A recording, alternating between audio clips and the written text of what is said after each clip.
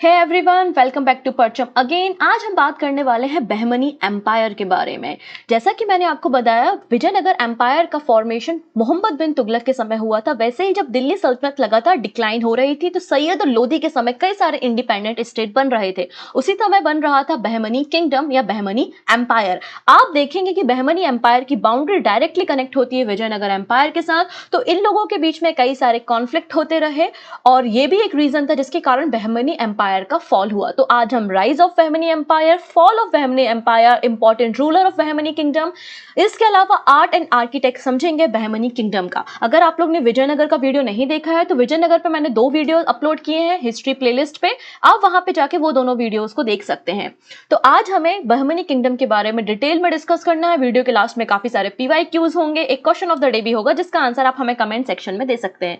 इसके अलावा आपको जान के आश्चर्य होगा कि बहमनी किंगडम साउथ इंडिया का पहला इंडिपेंडेंट इस्लामिक किंगडम भी है, जिसके बारे में आज हम डिस्कस करने वाले हैं। सो वीडियो को लास्ट तक देखिएगा। वीडियो पसंद आए तो अपने फ्रेंड्स के साथ शेयर कर सकते हैं और चैनल पे पहली बार आ रहे हो तो चैनल को सब्सक्राइब कर लो जिससे अपकमिंग क्लासेस के नोटिफिकेशन आपको मिल सके। PDF लेने के लिए आप हमारी वेबसाइट और परचम एप्लीकेशन पे विजिट कर सकते हो। तो आइए स्टार्ट करते हैं हम बहमनी किंगडम के बारे में।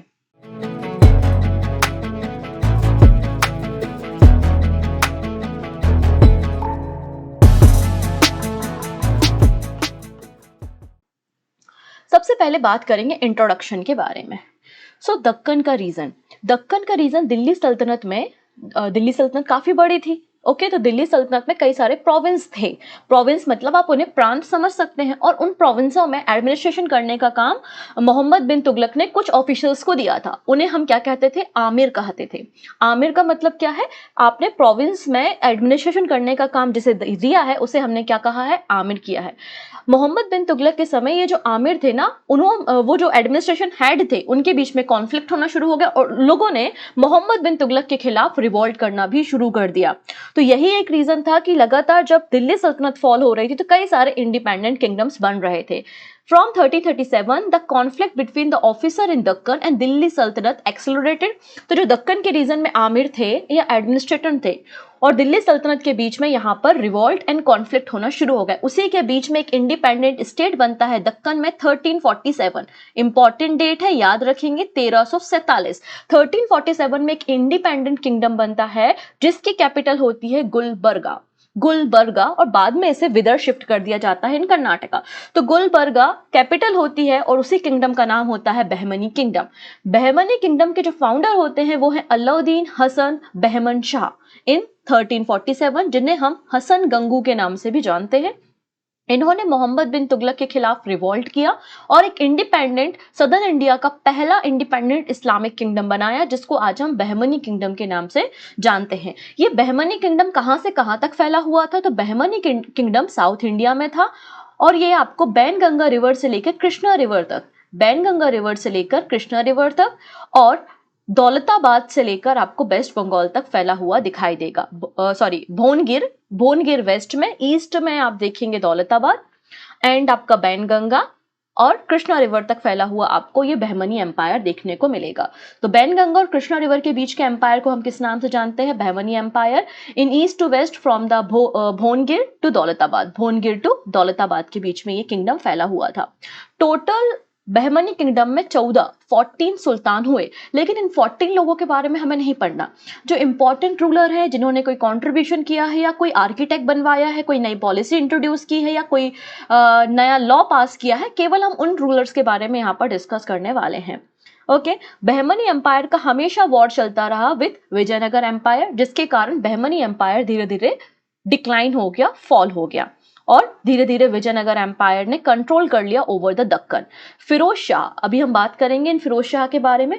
फिरोज शाह ने इन्वेड किया था विजयनगर एम्पायर पे और इन्होंने डिफीट किया था देवराया 2 और कृष्णदेवराया को। अभी हम यहाँ पे देवराया 1 को यहाँ पे इन्होंने डिफीट किया था और उसके बाद उनकी ही डॉटर से शादी भी की थी। हम उसको भी यहाँ पर समझने वाले हैं। ओके, तो आमिर आपको समझ में आ गए हैं कि आमिर कौन थे? तो आमिर मोहम्मद बिन तुगलक के फॉरेन पॉलिसी बहुत अच्छी थी। तो जो भी उनके फॉरेनर फ्रेंड्स होते थे उनके साथ वो बहुत अच्छा व्यवहार करते थे। जो फॉरेनर स्कॉलर्स होते थे, चाहे वो पर्शियन के हों, अफगान के हों, सेंट्रल एशिया के कहीं के भी हों, तो उनको हायर एजुकेशन, अगर उनका एजुकेशन हाई है तो उनको एक हायर एडमिनिस्ट्रेशन पोजीशन पे उनको रखते थे।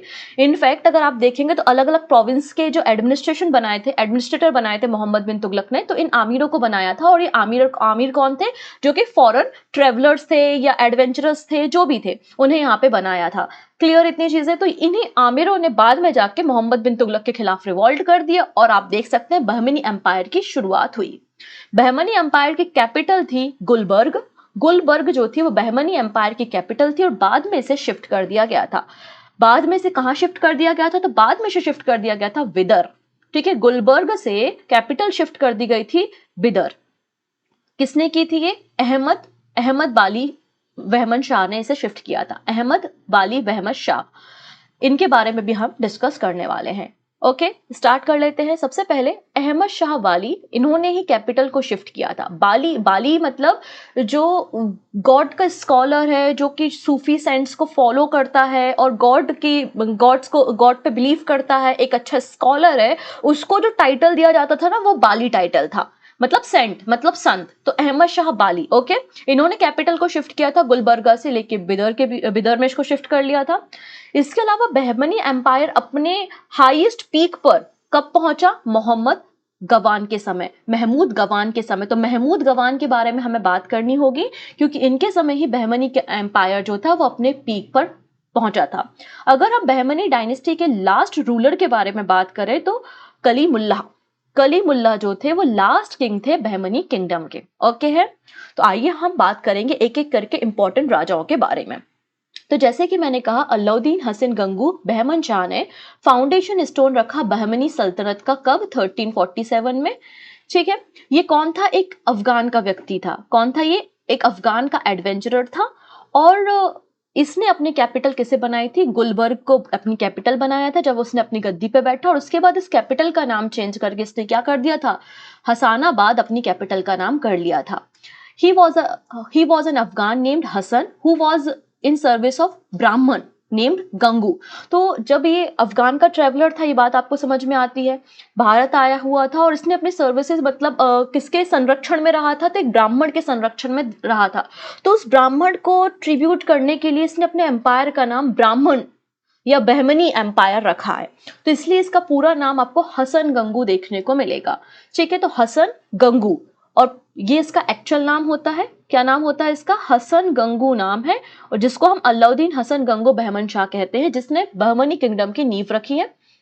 और जो फर्टाइल रीजन था रायचूर दोआब का, जो कि आपको कृष्णा और तुंगभद्रा रिवर के बीच का रीजन है, वहां पर आपको कई सारे कॉन्फ्लिक्ट्स देखने को मिलेंगे between Bahmani empire and Vijayanagar kingdom. Okay, ये बहुत अच्छा एडमिनिस्ट्रेटर भी था। कौन? हसन गंगू एक बहुत अच्छा एडमिनिस्ट्रेटर था भाई। इसने अपने पूरे के पूरे बहमनी किंगडम को 4 प्रोविंस में डिवाइड किया था। 4 अलग अलग प्रोविंस में इसने डिवाइड किया था, गुलबर्ग, दौलताबाद, बिरार एंड बिदर, जो कि प्रेजेंट डे अगर बात करें तो आंध्र प्रदेश, कर्नाटक और महाराष्ट्र के पार्ट से मिलके बनते हैं बहमनी किंगडम। इनकी ऑफिशियल लैंग्वेज पर्शियन थी, लेकिन लोकल पर्पस के लिए उर्दू, दक्कनी, मराठी, तेलुगु और कन्नड़ भी बहुत मोस्ट कॉमन लैंग्वेजेस थी। लेकिन ऑफिशियल लैंग्वेज क्या थी? पर्शियन लैंग्वेज थी बहमनी किंगडम की। बहमनी किंगडम एक इस्लामिक किंगडम था सदर्न इंडिया का। जैसे कि मैंने कहा, he had frequent conflict with Warangal state. Warangal state के साथ भी इनके लगातार कॉन्फ्लिक्ट होते रहे, जिसमें रूल कर रहा था रेड्डी किंगडम। तो अगर आपसे पूछा जाए बारंगल स्टेट में कौन सा किंगडम था, तो रेड्डी किंगडम था। रेड्डी किंगडम ऑफ राजमुंद्री, इनके साथ भी इनके कॉन्फ्लिक्ट होते रहे। फिर बहमन शाह ने इसके ऊपर विक्ट्री की और बारंगल को एनेक्स कर लिया, और उसके बाद इसने सेकेंड अलेक्जेंडर के नाम से अपने सिक्के भी चलवाए थे। हसन गंगू के बाद इसका जो सक्सेसर बनता है वो होता है मोहम्मद बन। कौन होता है? मोहम्मद बन सक्सेसर होता है। मोहम्मद बन और बुक्का बन के बीच में कॉन्फ्लिक्ट होता है। बुक्का बन कौन है? विजयनगर एम्पायर का राजा है। और मोहम्मद बन कौन है? बहमनी एम्पायर का राजा है। रीजन क्या है? तो 3 रीजन है, मैंने आपको पहले ही बताया है। ये रायचूर दोआब रीजन, ये आपका यहाँ पे डेल्टा रीजन, और इसके अलावा ये कोंकण रीजन। ठीक है, ये 3 रीजन्स थे जिनके कारण यहाँ पर लगातार कॉन्फ्लिक्ट होते रहे थे। तो शुरुआत कॉन्फ्लिक्ट की आप देखेंगे बुक्का बन और मोहम्मद बन के बीच में हुई थी। ठीक है। नेक्स्ट बात करेंगे मोहम्मद बन के बाद हम बात करने वाले फिरोज शाह बहमनी के बारे में। ये एक अच्छा रूलर था, एक शानदार टाइप का था। शानदार क्यों? क्योंकि ये आर्ट की रिस्पेक्ट करता था, कल्चर की रिस्पेक्ट करता था, साइंस पे बिलीफ रखता था। तो फिरोज शाह बहमनी 1397 से 1422 एडी तक इसका रूल था। ताजुद्दीन फिरोज शाह के नाम से इसे जाना जाता और ये बेस्ट सुल्तान था बहमनी किंगडम का। बहमनी किंगडम का बेस्ट सुल्तान किसे कहा जाता है? फिरोज शाह को कहा जाता है। ठीक है। फिरोज शाह ने लड़ाई की थी देवराय वन के साथ। देवराय वन को डिफीट किया था, जो कि विजयनगर एम्पायर में संगम डायनेस्टी से बिलोंग करते थे। उसके बाद देवराय वन को डिफीट करने के बाद उन्होंने मतलब फिरोज शाह ने उनकी बेटी के साथ शादी करी थी। और शादी करने के बाद आप अभी हम एक मैप में एक रीजन दिखाएंगे, अगर आपको यहाँ पे दिखेगा, 1 सेकेंड, हाँ, बनकपुर। बनकपुर यहाँ कहीं आसपास एक रीजन है। अब यहाँ पे तो मैप में उतना क्लियर हो नहीं पा रहा। तो बनकपुर का जो रीजन है, उनको दोआब का रीजन था बेसिकली। वो डॉरी में मतलब दहेज में देवराय वन ने किसे दिया था? फिरोज शाह को, फिरोज शाह बहमनी को दिया था। ठीक है। इसने एक सिटी भी बनाई थी जिसका नाम है Firozabad, bank of the river Bhima. Bhima river भी जो है वो कृष्णा रिवर की ही ट्रिब्यूटरी है। और भीमा रिवर के किनारे फिरोजाबाद शहर की स्थापना फिरोज शाह बहमनी ने की थी। ये आर्ट कल्चर को बहुत प्रमोट करता था और इसने एक एस्ट्रोनॉमिकल ऑब्जर्वेटरी भी बनवाई थी दौलताबाद में। ठीक है, फिरोज शाह बहमनी ने। फिर इसके अलावा यहाँ पे देखेंगे आप, अगर ये यहाँ का ये जो पूरा रीजन है यही तो है आपका बहमनी एम्पायर। यहाँ पर आपको दो पोर्ट दिख रहे हैं, एक है चहुल और एक है दाभोल। तो दाभोल और चहुल क्या है? ये पोर्ट्स है जहां से पर्शियन गल्फ और रेड सी से ट्रेडिंग की जाती थी। ईरान, इराक और जो पर्शियन गल्फ के नेशन है उनके साथ बेसिकली बहमनी एम्पायर जो है वो लग्जरी गुड्स की और हॉर्सेस की ट्रेडिंग किया करता था अरब वर्ल्ड के लोगों के साथ। धीरे धीरे आप देखेंगे ये जो गोवा पोर्ट है, बहमनी एम्पायर ने इस गोवा पोर्ट को भी कैप्चर कर लिया था और ईरान, इराक और दूसरे देशों के साथ भी इन्होंने ट्रेड करना शुरू कर दिया था। तो अगर आपसे पूछा जाए कि बहमनी एम्पायर के पोर्ट्स कौन कौन से थे, तो आंसर हो जाएगा दाभोल पोर्ट और चाहुल पोर्ट। ये दोनों पोर्ट यहां पर थे। ठीक है। अब ये जो फिरोज शाह है, इसने गोंड राजा नरसिंह राय ऑफ केरला इन्हें डिफीट किया था बरार। तो बरार के जो राजा थे ना, गोंड राजा नरसिंह राय, उन्हें डिफीट करने का काम भी फिरोज शाह बहमनी ने किया था। तो सबसे बेस्ट जो सुल्तान माने जाते बहमनी किंगडम के, वो फिरोज शाह को ही माना जाता है। फिरोज शाह के बाद जो सबसे ज्यादा, जैसे कि जैसे हम मुगल सल्तनत में बात करते हैं ना औरंगजेब के बारे में, तो औरंगजेब कैसा था? तो उसी टाइप से आप समझ लीजिए कि अहमद शाह वाली था। ठीक है। तो अहमद शाह बाली, इसका समय 1422 से लेके 1435 का रहता है। अहमद शाह बाली, इसने अपने कैपिटल को शिफ्ट किया था गुलबर्ग से बिदर। गुलबर्गा से बिदर कैपिटल शिफ्ट करने का काम अहमद शाह बाली ने किया था। बाली का मतलब होता है फ्रेंड ऑफ गॉड। इसने एक टॉम भी बनवाई थी सूफी सेंट की, जिनका नाम है गेसु दराज। तो गेसु दराज की टोम सूफी संत है जो जिनकी उनकी टोम या समाधि अहमद शाह बाली ने बनाई थी। अहमद शाह बाली के बाद आता है मोहम्मद थर्ड। मोहम्मद थर्ड का समय हम इसलिए पढ़ते हैं 1463 से लेके 1482, क्योंकि मोहम्मद थर्ड के समय ही इसका जो लेफ्टिनेंट था वो मोहम्मद गवान था, जो कि एक स्टेटमैन था, एक सेल्समैन था, आप ऐसा समझ लीजिए। तो मोहम्मद गवान जो था वो एक लेफ्टिनेंट था मोहम्मद थर्ड के समय, और लगभग 20 सालों तक अपना सर्विसेज दिया। पूरी जो एडमिनिस्ट्रेशन है और एक्सटर्नल पॉलिसी है वो सब कंट्रोल करने का काम एक गवान करता था। तो इसको एक टाइटल भी दिया गया होगा, बिल्कुल। इसके पास एक टाइटल था जिसका नाम है मालिक उल तुजर। तो मालिक उल तुजर टाइटल किसके पास है? महमूद गवान के पास है। महमूद गवान बाय बर्थ ईरान से था और एक ट्रेडर था, एक पर्शियन मर्चेंट था। ठीक है, इतनी चीजें क्लियर है। अब आगे बात करते हैं। 20 सालों तक इसने state affairs of Bahmani kingdom को होल्ड किया था और उसके बाद ये बहमनी किंगडम का सुल्तान भी बनता है, अगला बादशाह भी बनता है। इसने ही गन पाउडर को इंट्रोड्यूस किया था अगेंस्ट विजयनगर किंगडम। तो जब विजयनगर किंगडम के साथ लगातार कॉन्फ्लिक्ट हो रहे थे तो गन पाउडर को इंट्रोड्यूस करने वाला भी एक गवान था। गवान ने क्या किया था, अपने पूरे प्रोविंस को, मतलब अपने पूरे किंगडम को 8 प्रोविंस में डिवाइड किया था। अपने किंगडम को इसने 8 अलग अलग प्रांतों में डिवाइड किया था, जिसे तरफ कहते थे। और तरफ का जो एडमिनिस्ट्रेटर था या जो गवर्नर था उसको तरफदार कहा जाता था। और इन तरफदारों को सैलरी दी जाती थी, पैसे दिए जाते थे या फिर जागीरें असाइन की जाती थी। अब ये जो महमूद गवान है, ये मिलिट्री जीनियस भी था। इसने कई सारी सक्सेसफुल वॉर लड़ी हैं against the Vijayanagara empire, Orissa and Arabian sea में गोवा पोर्ट को भी इसने कैप्चर करने का काम किया था। इसने विदर में मदरसे का फॉर्मेशन किया है, जो कि पर्शियन आर्किटेक्ट स्टाइल में, जिसमें 3000 से ज्यादा मैन्युस्क्रिप्ट आपको देखने को मिलेंगी। ठीक है, यहाँ पे आप देख सकते हैं कि गोवा तक इसने अपनी मैरीटाइम पॉलिसी को एक्सपांड किया था, और ईरान, इराक और दूसरे अरब नेशंस के साथ यहाँ पर भी इंटरनेशनल ट्रेड आपको देखने को मिलेगा। मोहम्मद गवान ये एक पर्शियन लैंग्वेज में, इसको पोयम लिखने का भी बड़ा शौक था। इसने कई सारी कविताएं लिखी हैं जो कि पर्शियन लैंग्वेज में है, जैसे कि रियाज उल इंसहा, मंजीर उल इंसहा और कई सारे इसके वर्क हैं। A new dialect called Dakhini Urdu became popular during this time. तो दखीनी उर्दू जो नया डायलॉग है वो इसके समय काफी पॉपुलर हुआ था। ठीक है, लेकिन गवर्न था, तो कई सारे जो नेटिव मुस्लिम लीडर्स थे, उसने इस पे कई सारे एलिगेशन लगाए, और एलिगेशन लगाने के बाद इसको एग्जीक्यूट कर दिया गया था 1481 में। और इसके एग्जीक्यूशन के बाद, इसकी हत्या कर देने के बाद लगातार फिर आप देखेंगे कि बहमनी किंगडम धीरे धीरे डिक्लाइन होने लगा, क्योंकि कोई भी इतनी स्ट्रॉन्ग सेंट्रल पावर नहीं थी। और सेंट्रल पावर स्ट्रॉन्ग नहीं होने के कारण ये पूरा जो बहमनी किंगडम था, ये 4 पार्ट्स में, सॉरी 5 इंडिपेंडेंट किंगडम्स में डिवाइड हो गया। कितने? 5 इंडिपेंडेंट किंगडम में डिवाइड हो गया। कौन कौन से थे वो 5 इंडिपेंडेंट किंगडम? तो बहमनी एम्पायर 5 किंगडम में डिवाइड हुआ है: बीजापुर, अहमदनगर, बिरार, गोलकुंडा एंड विदर। ठीक है, तो बहमनी किंगडम 5 छोटे छोटे टुकड़ों में डिवाइड हो गया, 5 अलग अलग इंडिपेंडेंट किंगडम में डिवाइड हो गया: बीजापुर, अहमदनगर, बिरार, गोलकुंडा और विदर। वेरी इंपॉर्टेंट लाइन है, आप इसे याद रखेंगे। और धीरे धीरे धीरे धीरे इन सबको एनेक्स कर लिया था। किसने? मुगल बादशाहों ने।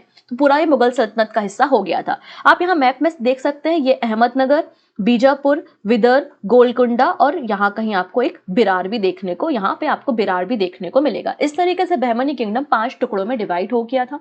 ठीक है, निजाम शाही ऑफ अहमदाबाद, क्योंकि निजाम वहां पे होल्ड कर रहे थे तो इसको हम कहते थे निजाम शाही ऑफ अहमदाबाद।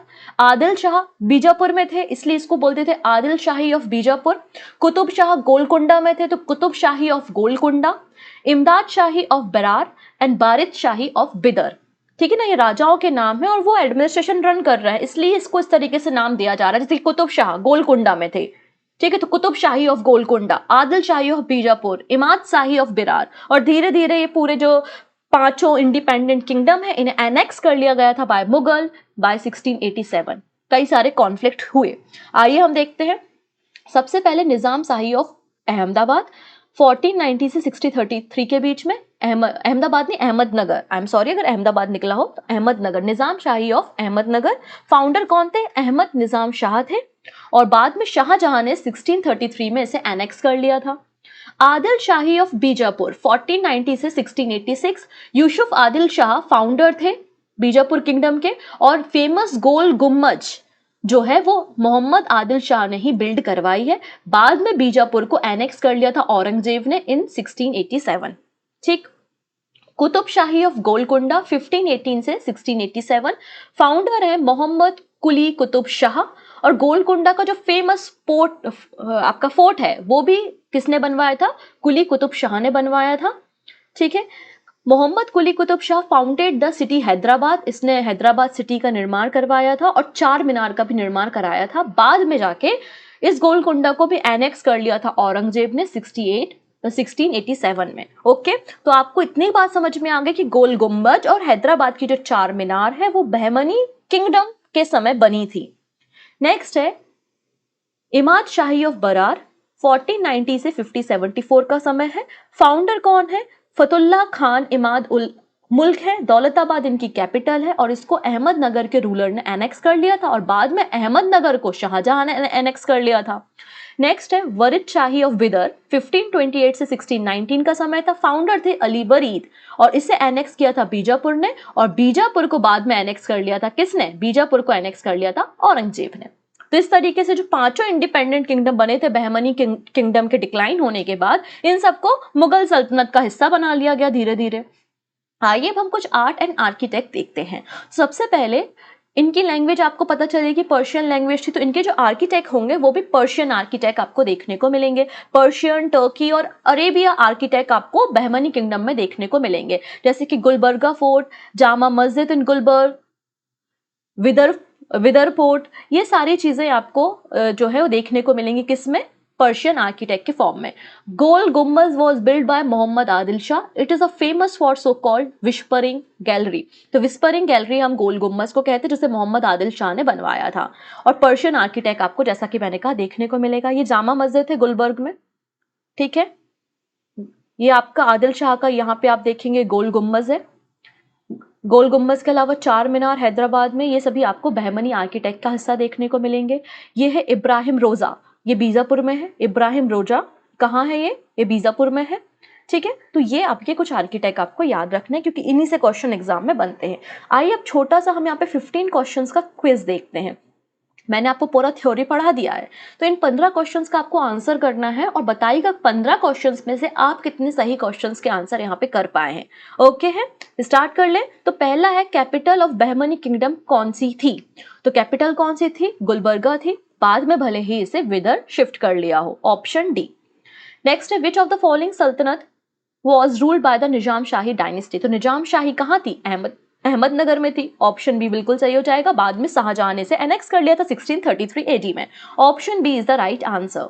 नेक्स्ट है, Delhi sultan during whose period Bahmani kingdom was stabilized in Deccan? तो दक्कन में बहमनी किंगडम जब बन रहा था उस समय दिल्ली सल्तनत में कौन रूल कर रहा था? तो एमबीटी कर रहा था, मोहम्मद बिन तुगलक का समय था, ऑप्शन ए बिल्कुल सही हो जाएगा। नेक्स्ट है, बहमनी किंगडम कब सेटअप किया गया? तो बहमनी किंगडम बना था 1347 में, 1347। हमारा देश आजाद हुआ 1947, बहमनी किंगडम बना था 1347। ओके, नेक्स्ट बात कर लेते हैं।